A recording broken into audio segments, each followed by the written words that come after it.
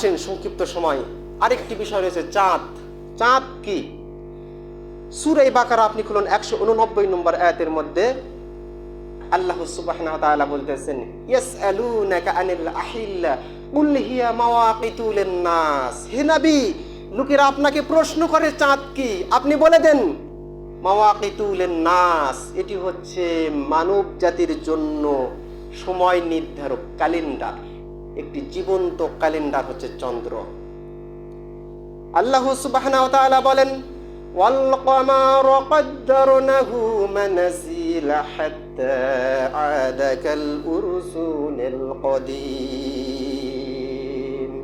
আমি চন্দ্রের জন্য নির্দিষ্ট করেছি বিভিন্ন কক্ষপথ, অবশেষে সেই পুরাতন খেজুর বৃক্ষের খেজুর শাখার মতো বাঁকা রূপ ধারণ করে। সূরা ইয়াসিন 39 নম্বর আয়াত। তাহলে আল্লাহ সুবহানাহু ওয়া তাআলা বলতেছেন, আমি চন্দ্রের জন্য নির্দিষ্ট করেছি বিভিন্ন মঞ্জিল, বিভিন্ন কক্ষপথ। তাফসীরের মধ্যে লেখা হচ্ছে যে চাঁদের মোট 28টি মঞ্জিল রয়েছে, প্রত্যেক দিন একটি একটি একটি একটি করে মঞ্জিল পার করে। এই জন্য প্রত্যেক দিন ছোট ছোট ছোট ছোট আকার ধারণ করে। অবশেষে একটি পুরাতন খেজুর ডাল যে এরকম বাঁকা হয়ে এক সময় চলে যায়, চাঁদটাও এরকম বাঁকা হয়ে চলে যায়। আল্লাহ সুবহানাহু ওয়া তাআলা বলতেছেন, এই যে 28 দিনে 28টি মঞ্জিল পার হচ্ছে, এগুলো তারিখ নির্ধারণ না? আমরা সাওম পালন করি কিসের ভিত্তিতে?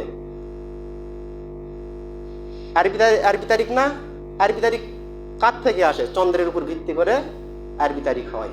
আমরা সাওম পালন করি, হজ করি, কুরবানি করি, আরো বিভিন্ন নফল সাওম পালন করি।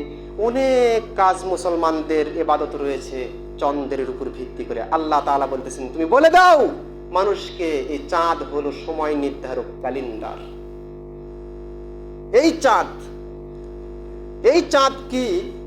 এই চাঁদের আবার নির্দিষ্ট কোনো আলো নেই। চন্দ্রের আলো রয়েছে, চাঁদের আবার কোনো আলো নেই, চাঁদ আলোহীন।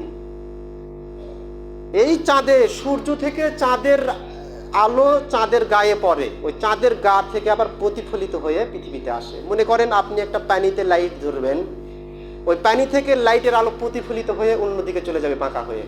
আপনি একটি স্বচ্ছ টাইলসের উপর বা শানের উপর মনে করেন আপনি আলো ধরেছেন, ওই আলো বাঁকা হয়ে আবার অন্যদিকে প্রতিফলিত হয়ে যাবে।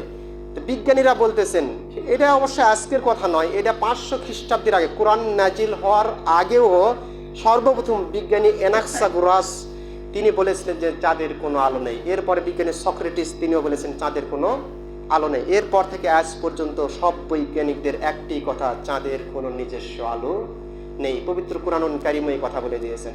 আল্লাহ সুবহানাহু ওয়া তাআলা সূরা ফুরকানের 60 নম্বর আয়াতের মধ্যে বলেন, তাবারাকাল্লাযী জাআলা ফিস সামাই বুরুজাও ওয়া জাআলা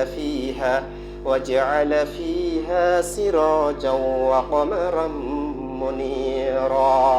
কত মহান তিনি, যিনি আকাশমণ্ডলীতে সৃষ্টি করলেন তারকারাজি এবং সূর্য, প্রদীপ এবং জ্যোতির্ময় চাঁদ।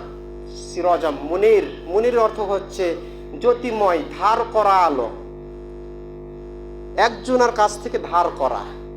চন্দ্রের আলো সূর্যের গায়ে এসে পড়ে, সূর্য থেকে আবার প্রতিফলিত হয়ে এই পৃথিবীতে আসে। এই জন্যই প্রত্যেক দিন চাঁদ ছোট বড় হতে থাকে। আপনি বুঝতে পারবেন, মনে করেন একটি বল ফুরাচ্ছেন মাথার